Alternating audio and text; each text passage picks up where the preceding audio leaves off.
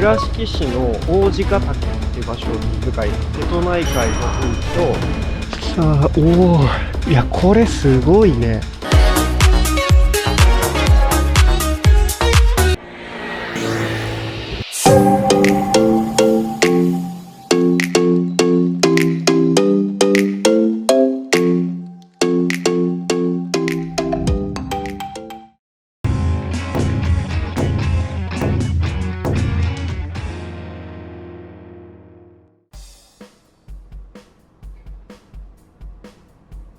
皆さんどうもこんにちは。僕はですね、今岡山県の岡山市にいます。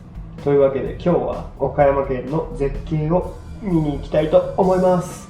それでは早速行ってみましょう。僕は今割と中心近くにいると思います。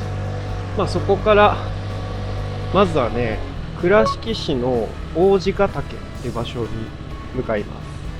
この王子ヶ岳は海に面しているので、瀬戸内海の海と、あとはその島々をこう一緒に見れるような絶景スポットですね。そこにまず行ってみたいと思います。というわけで今日も安全運転で元気よく行ってきたいと思います。やべえ、結構暑いわ。ちょっとロンティーで来たの間違ったかな。暑い。さっきまで曇りだったから、ちょっとこんな天気いいと思わなかったからさ。早く梅雨を明けてほしいぜ。日本の地名、地名というか、なんかその絶景スポットの名前とかって結構難しくないですか、読むの。なんか僕大体読めないんですけど、この峰高原とか赤穂岬とか王子ヶ丘だっけやべえ、忘れちゃった。いや、なんかむずいんよ。スラッと読めない。これ僕だけかな。市街地はやっぱり車も信号も多いからさ、なんか運転疲れるね。早く田舎道に行きたい。やべえ、これ幹線道路じゃん。バイパスってやつか。車通りめっちゃ多くって。人生は選択の連続だーい。恋人がいない人って結構いるじゃない。恋人欲しいなって思いながらも、いい人となかなか出会えないんだよねっていう出会いの課題があったりする。俺もそうなんだけど、そうなった時にいろいろ考えたらさ、自分のレベルが低いからいい人に出会えないんじゃないかっていう考えに行き着いたんですね。何をもってレベルが高い低いっていうのかはあるんだけど、異性に限らず同性でもこの人すごいな、尊敬するなみたいな人と出会いたいとは思ってるけど、なかなかそういう人と出会えないっていう課題が出た時に、やっぱその出会うほどのレベルじゃないんだよね、自分が。じゃあどうすれば出会えるかっていうと、自分のレベルを上げる行動をするしかない。例えばじゃあ動画編集でもっと高みを目指したいと思った時に、レベルが高い人が集まってるコミュニティとかに参加して、そこにはおそらく自分よりすごい人とか、自分がこう憧れる人とかそういうのがいるわけだから、そういう人に出会うチャンスを自分で掴みに行く。投資じゃないけど、お金を払ってそういうコミュニティに参加するとか、そういう人がレベルを上げてる気がするんですね。おそらく恋人とかそういう話でも、いい人と出会えないんだよねって言うけど、それは一旦こう、客観的に自分を捉えてみて、そもそもそんな自分が理想としている相手と出会えるほどの人間なのかみたいな。果たして出会えたとしても、好意を持ってもらえるぐらいの人間なのかみたいな。そのために、こういう行動をして成長していこうみたいな、そういう風に考えてやっていかないといつまで経っても出会えないんじゃないかって思うよね。普通に生活してたら何かのきっかけで出会えるんじゃないかみたいな、そう思って僕は生きてたけど、でもそれって自分がどうこうできる範囲の話じゃないんだよね。何かが起こってくれればっていうそういう期待なんだよね。でも起こすのは自分だから、そんな風に思ってますね。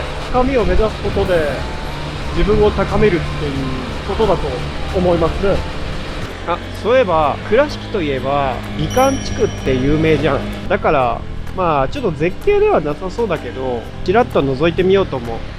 人がいっぱいいますね。やはり観光地やな。でもすごい、これ江戸だね、本当に。江戸時代にタリーズがあったらこんな感じかな。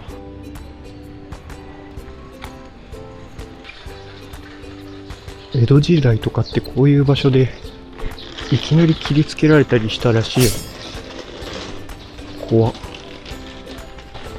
人力車。まあこんなもんかな。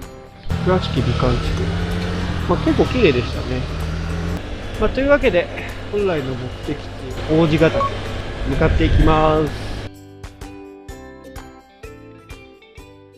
一応目的地としていた駐車場には着いたな。そう、なんかここね、野良猫がいっぱいいんだって。うわ、すげえいるよ、猫。うわ、めちゃくちゃ猫。みんな車で来たら車の下に隠れてたりするらしいから気をつけてね。パークセンターの方にとりあえず行くのかな。ほうほうほう。なるほどね。修験道ってとこ通んのかな。道はね、結構舗装されてて歩きやすい。まあ、スニーカーだったら問題ないんじゃないかな。もう着いたパークセンター。マジめっちゃ近いやん。猫が鳴いとる。さあ、おお、いや、これすごいね。瀬戸内海一望できるよ。わ、すげえ、これは絶景だ。多分僕が行きたいのは、あの岩のどこや。多分こっから入っていくんだろうな。ちょっとこの看板がもう、何書いてるかわかんない。パークセンターがあそこだから、ほんと歩いて2分ぐらいのとこやな。ちょっと行ってみよう。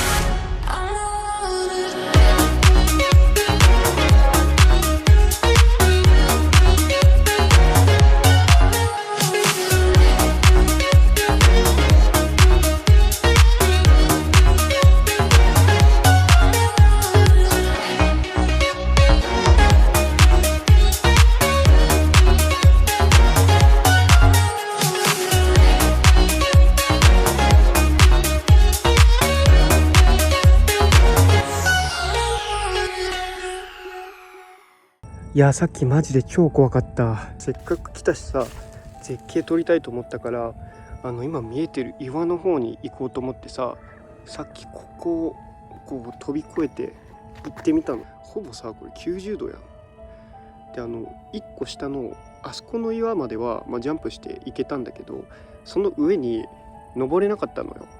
多分すげえ頑張れば登れるんだけど、いや、一歩ミスったら死ぬやん。いや、登れないみたいになって、でそこの岩にジャンプで着地した瞬間に、あれこれやばくないみたいな、戻れるって思ったのよ。というのも、もう本当にこういう90度、もうどこにも手をかけてなんかよじ登ることができない場所なんよ、ここ。でかい岩にも乗れないし、あそこの間で挟まってやばみたいな、超怖い。